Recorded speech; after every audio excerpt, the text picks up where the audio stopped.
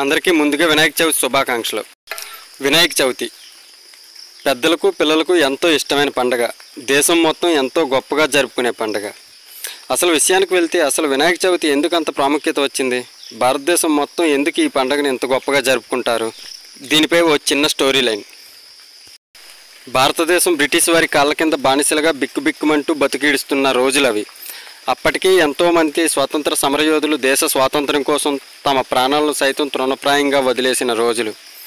అలాంటి సమయంలో దేశ ప్రజలందరిలో స్వాతంత్ర కాంక్షను రగిలించడానికి, ప్రజలందరినీ స్వాతంత్రోద్యమంలో భాగం చేయటానికి 1893లో బాలగంగాధర్ తిలక్ వినాయక చవితి సామూహిక ఉత్సవాలను ప్రారంభించారు. దీని ద్వారా దేశానికి స్వాతంత్రం ఎంత అవసరమో చాటి చెప్పి ప్రజలను చైతన్యవంతులను చేసి భరతమాత సంఖ్యలను తెంచడానికి, స్వేచ్ఛా సౌధంలోకి తీసుకుపోవడానికి ఎంచుకున్న మార్గం మన వినాయక చవితి ఉత్సవం. ఆనాటి నుండి నేటి వరకు వినాయక చవితి ఉత్సవాలు నిర్విరామంగా ఎంతో గొప్పగా జరుగుతూనే ఉన్నాయి దేశంలో. నేను కొంతమంది హిందూ వ్యతిరేక భావనలు ఉన్న కొంతమంది దగ్గర ఆలకించాను. విషయం ఏంటంటే ఎంతో గొప్పగా విగ్రహాలు తయారు చేస్తారో మళ్ళీ తీసుకెళ్ళి నీటిలో వేస్తారో, అవసరమా ఇంత డబ్బు ఖర్చు అలాగనేసి.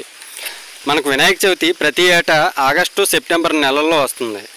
ఆ సమయంలో వర్షాలు అయితే సమృద్ధిగా ఉంటాయి. ఈ వర్షాల ద్వారా వచ్చిన కొత్త నీరంతా సముద్రంలో ప్రవేశిస్తుంది.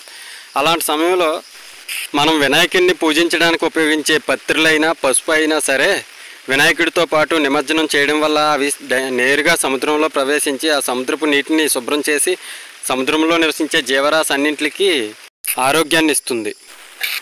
కాకపోతే ఏంటవుతుందంటే వినాయకుని మరింత అందంగా చూపించడం కోసం కెమికల్స్ని వాడడం వలన అదే సముద్రపు జీవరాశికి ఈ కెమికల్స్ వలన నష్టమైతే జరుగుతుంది. సో అందరం మట్టి వినాయకుని పూజిద్దాం, ప్రకృతిని పర్యావరణాన్ని కాపాడుదాం. అందరికీ మరోసారి వినాయక చవితి శుభాకాంక్షలు. Thank you for all.